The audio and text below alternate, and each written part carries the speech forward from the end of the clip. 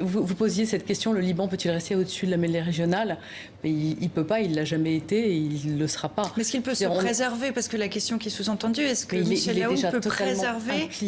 Est-ce qu'il peut préserver le Liban pour s'occuper de la question intérieure? Et déjà, dépend déjà complètement de ce qui se passe en Syrie, ce qui se passe dans la région.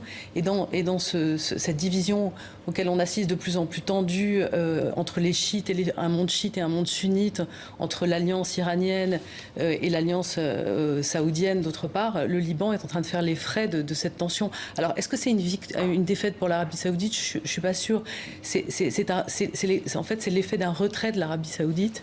Et c'est aussi le fait que le Liban, ça consacre aussi le fait que le Liban est plus si important que ça en fait dans le contexte régional. C'est pour ça que l'Arabie saoudite a un peu, par désespoir de cause, arrêté de soutenir aussi vigoureusement Saad Hariri.